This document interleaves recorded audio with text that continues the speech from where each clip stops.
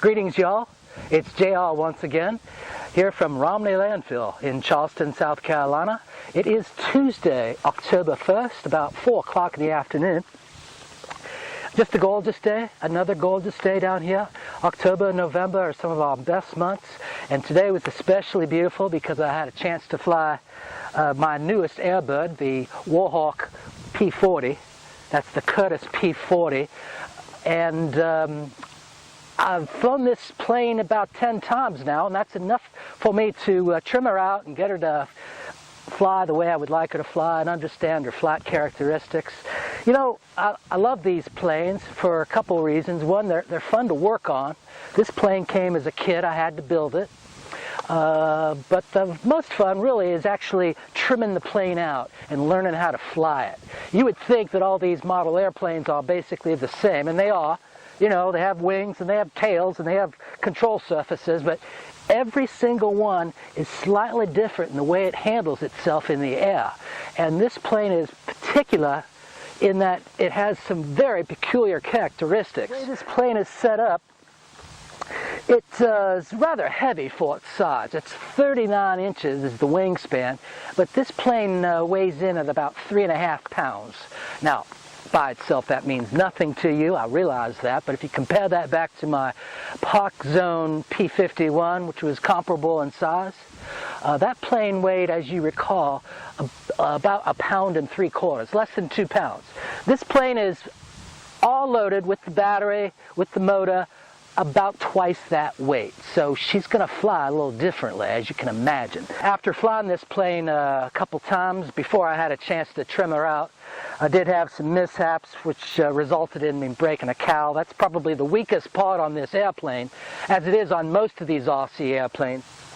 Another thing that really helps this plane out is the E-Flat Power 10.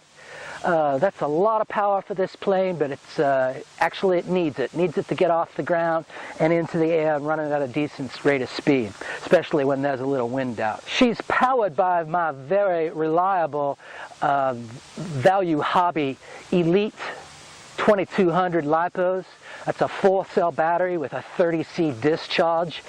Fits real nice inside of the fuselage, as you can see here. To get the center of gravity correct on this plane, I had to run that battery halfway back into the pilot's cockpit.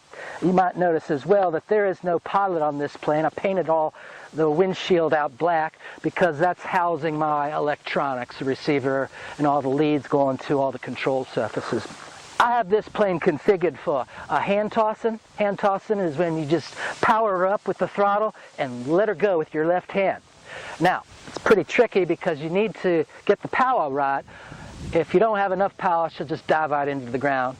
And if you have too much power, then the motor will torque her over to the left-hand side and she'll dive in. So I've arrived at approximately half throttle, a couple clicks below half throttle, with a nice firm toss up in the air at about 30 degrees up in the air, and that seems to be perfect for getting this plane off into a level flight. Once she's established herself in the air, I immediately provide some more throttle, get her nose up, point it up in the air, and then at that point I can go back to my low rate throws.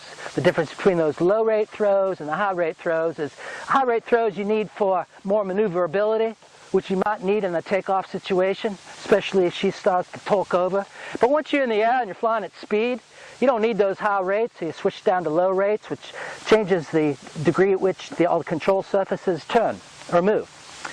So I'm very happy with it. It's been a pleasure to fly. I must say I'm as pleased with this plane as I was with my E-Flat P-38 Lightning. You might recall that I had a couple versions of that plane last year, which unfortunately crashed. I'm quite certain that in not too distant future, this plane might end up with the same fate.